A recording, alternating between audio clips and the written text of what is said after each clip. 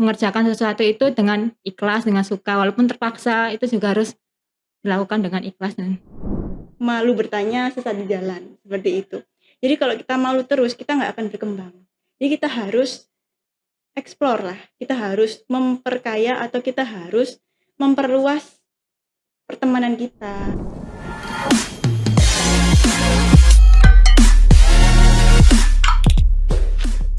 Assalamualaikum warahmatullahi wabarakatuh. Anywhere with you kembali menyapa Anda bersama saya dengan Hana Pramudita. Dan juga kita sudah bersama dengan kakak-kakak yang cantik jelita. Bersama dengan Kak Zuri dan juga dengan Kak Femiko. Nah, teman-teman semuanya, kita tahu bahwa Kak Zuri dan juga Kak Femiko merupakan Presiden dan juga Wakil Presiden Badan Eksekutif Mahasiswa periode 2021-2022. Halo Kak Zuri dan juga Kak Femiko. Halo Hana. Gimana nih Kak kabarnya? Alhamdulillah baik. Nah, bisa diceritakan nggak Kak sedikit saja tentang biodata hidupnya dan juga mengutip tentang pengalaman hidupnya selama berkuliah di Akademi Farmasi Surabaya? Baik, ini pengalaman di Akademi Farmasi Surabaya ya. Tentunya. Baik, untuk pengalaman sendiri dari saya kan sudah semester 6 sekarang. Jadi sudah melewati asam garam lah. Istilahnya asam garam kehidupan berkuliah di Akademi Farmasi Surabaya. Mulai dari semester 1, 2, 3, 4, 5, 6 saya sudah istilahnya sudah mengalami semua hal yang telah saya lewati seperti itu. Jadi dulu waktu maba ceritanya saya dan Femiko itu kan satu kelas. Jadi dari semester 1 kita bareng, kita juga pernah mengikuti perlombaan PKM ya Kak Femiko. Iya. Bersama dan juga sudah melewati banyak momen bersama, termasuk ikut organisasi juga bersama, seperti itu. Nah, ini saya dan Femiko itu terdaftar pada saat itu di BEM. Jadi saat itu kami juga mendaftarkan diri di organisasi internal kampus, yaitu Badan Eksekutif Mahasiswa, tetapi kami memilih kementerian yang berbeda. Jadi saat itu saya memilih Kementerian Sosial kalau nggak salah. Kalau Kak Femiko? Kalau saya sendiri waktu awal dulu memilih sebagai bendahara sama Kementerian Agama. Tapi yang dipilih dari kakak-kakak terdahulu itu di bendaharanya. Iya. Nah, untuk saya sendiri, ternyata saya nggak masuk di Kementerian Sosial. Saya malah masuk di Kementerian Agama, seperti itu. Jadi, saya dan Femiko pada saat itu di periode tahun 2019-2020, saya telah mengikuti BEM. Jadi mungkin awal dari perjuangan kami lah ya. Perjuangan kami dari situ, kami bisa belajar, kami juga bisa mendapatkan banyak ilmu juga, banyak relasi juga. Nah, tapi di sisi lain kami juga ikut PKM gitu. Jadi kita ikut PKM dan pada saat kita ikut PKM itu sangat-sangat enggak direncanakan. Karena memang pada saat itu PKM itu kan internal ya. Di internal dulu terus habis itu didaftarkan ke nasional. Nah, saat itu saya berpikir siapa sih yang mau saya ajak gitu. Dan akhirnya saya menemukan teman, yaitu Femiko dan salah satu teman saya juga. Dan akhirnya kita bareng-bareng lah merintis naskah proposal, mulai dari naskah proposal, kemudian sampai ke tahapan perlombaan itu. Seperti itu. Dan sampai sekarang ini. Oke, asam dan garam dalam kehidupan. Sampai kita lupa tidak memperkenalkan Kak Zuri dan Kak Femiko sesuai dengan biodatanya. Gimana nih Kak? Bisa diceritakan sedikit nggak Kak? Mungkin namanya lengkapnya itu siapa, terus bisa juga domisilinya di mana, seperti itu. Baik, nama lengkap saya Zuhriyah Nurmasudah, biasanya dipanggil Zuhri. Kemudian kalau Kak Femiko? Kalau saya bernama Femiko Salsabil, biasa dipanggil Femiko. Tapi kalau di kelas saya berbeda lagi nama panggilannya. Kalau boleh tahu nih, asal Kakak Femiko dan juga Kak Zuri ini asal daerahnya tuh di mana? Asal daerahnya dari Lamongan, sama-sama Lamongan. Kebetulan ini saya Iya. juga sama Femiko sama-sama orang Lamongannya. Dari Lamongan menuju ke Surabaya telah merasakan asam dan garamnya kehidupan gitu ya Kak ya? Iya. Betul. Pasti dibalik menjadi seorang yang diperlukan untuk semua orang, yang bermanfaat untuk semua orang, tentunya menjadi presiden dan juga wakil presiden Badan Eksekutif Mahasiswa itu merupakan suatu jabatan yang tidak mudah gitu Kak. Nah, bisa diceritakan nggak Kak, pengalamannya selama menjabat itu seperti apa? Mungkin teman-teman yang ada di rumah yang sedang menonton di sini, nah itu bisa tahu gitu, atau mungkin bisa mengambil hikmah dari pengalaman yang Kak Femiko dan juga Kak Zuhri sampaikan. Boleh dari saya atau Femiko dulu? Dari Kak Zuhri dulu boleh. Oke, dari saya. Jadi pengalaman saya menjadi Presiden BEM Akademi Farmasi Surabaya tentunya banyak ya pengalaman yang saya dapatkan. Dan pengalaman itu adalah suatu hal yang paling berharga menurut saya. Jadi mulai dari pengalaman yang mungkin bisa dibilang itu adalah pengalaman yang baik itu baik maupun yang mungkin ya tidak sesuai dengan harapan seperti itu. Jadi di BEM di posisi saya sebagai Presiden BEM, saya juga telah menemukan banyak orang. Saya telah mengenal banyak orang dari banyak asal gitu. Jadi bukan hanya di internal saja, tetapi juga di eksternal. Seperti halnya, misal jika ada pertemuan antar organisasi BEM se-Surabaya, se-nasional juga, saya juga bertemu dan berteman dengan teman-teman yang ada di luar kampus tentunya. Dan juga pastinya di dalam kampus juga, seperti itu. Kalau dari Kak Femiko gimana Kak? Kalau dari saya sendiri waktu sebelum jadi wakil presiden tuh sempat tidak direstui sama orang tua, teman-teman bahkan teman dekat sendiri juga nggak merestui saya maju sebagai wakil presiden. Bahkan orang tua Zuri dulu awal-awal juga tidak merestui kami maju jadi presiden dan wakil presiden. Tapi alhamdulillah berkat bujuk rayu sana sini, akhirnya orang tua juga merestui kami maju untuk mencalonkan diri sebagai presiden dan wakil presiden, dan alhamdulillah lagi terpilih menjadi presiden dan wakil presiden. Untuk pengalamannya sendiri, karena sebelumnya menjabat jadi bendahara, terus lalu menjadi wakil presiden di mana kadang harus memimpin rapat di saat tidak ada juri dan sambutan di saat nggak ada juri juga, itu sesuatu yang kadang itu di luar ekspektasi saya sebagai wakil presiden. Dimana saya itu jarang sekali untuk buat sambutan, biasanya diwakilkan oleh juri, tapi kalau nggak ada juri pasti saya akan maju. Saling melengkapi gitu. Tadi ada kontra dengan orang tua dan juga dengan teman-teman semuanya ya. Kan biasanya kalau presiden dan wakil presiden itu disibukkan dengan organisasi, mungkin seperti itu ya Kak.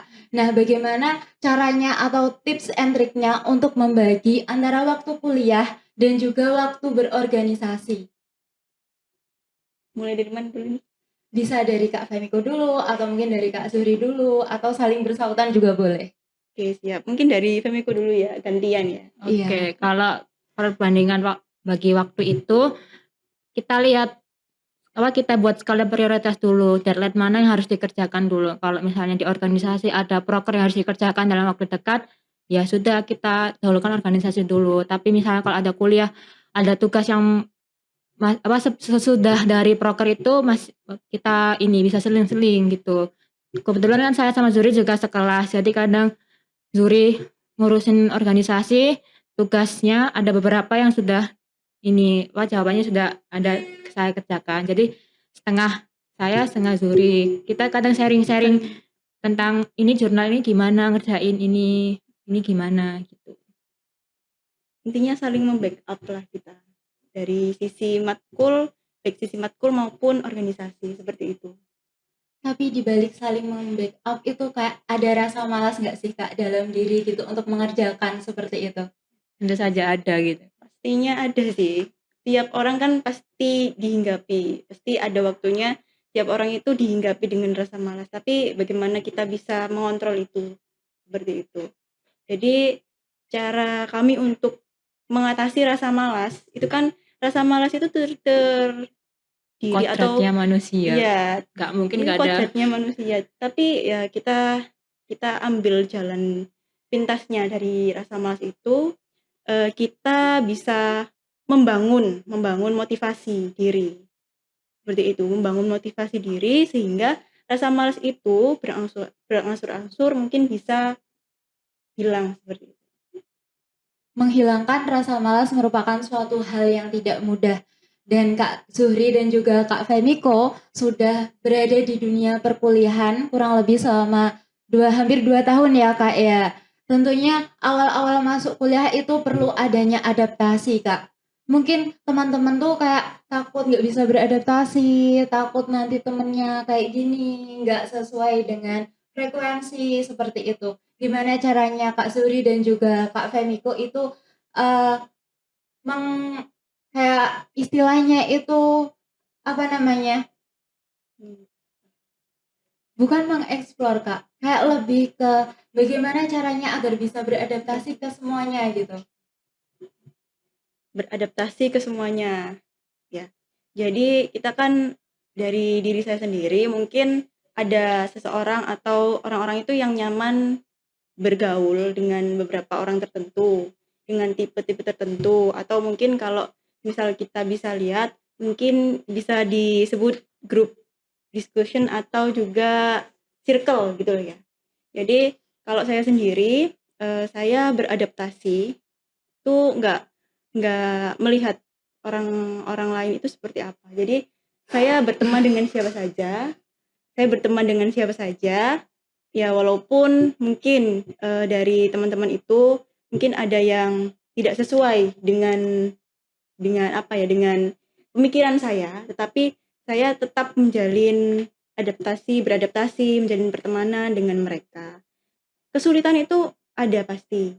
Jadi kesulitan untuk beradaptasi itu ada. Nah, kesulitan beradaptasi itu dimulai dari mungkin rasa malu, salah satunya. Rasa malu untuk mengenal. Tapi gimana caranya kita itu bisa menanamkan dalam diri kita bahwa kalau misalnya kita malu terus, kan ada pepatah, malu bertanya sesat di jalan, seperti itu. Jadi kalau kita malu terus, kita nggak akan berkembang. Jadi kita harus explore lah, kita harus memperkaya atau kita harus memperluas pertemanan kita, relasi kita, seperti itu. Jadi lebih kembali ke diri kita sendiri, seperti itu. Kalau dari Kak Femiko? Kalau dari saya mungkin adaptasinya lebih banyak daripada Zuri, karena kebetulan Zuri kan dulu SMK-nya di SMK Farmasi. Kalau saya kan kebetulan SMA-nya di boarding school. Jadi ketika masuk kuliah yang farmasi, yang notabene-nya anak-anak udah SMK Farmasi, yang waktu SMK udah diajari apa itu farmasi, saya begitu mengejar gimana, apa sih itu farmasi, bagaimana sih farmasi. Bahkan pertama kali masuk lab farmasi dasar tuh kayak, wah gini ya rasanya masuk kuliah farmasi gitu. Jadi sempat minta ke salah satu dosen untuk pelajaran tambahan untuk mengejar ketertinggalan kepada teman-teman yang alumni SMK dulu. Untuk untuk lingkungan pertemanan sendiri, jujur mungkin termasuk yang bukan tipe-tipe SKSD gitu ya. Tapi entah kenapa semakin kesini ya udah let it flow aja. Jadi yang awalnya saya kenal satu kelas aja, jadi udah hampir mengenal seluruh teman-teman di Akademi Farmasi Surabaya.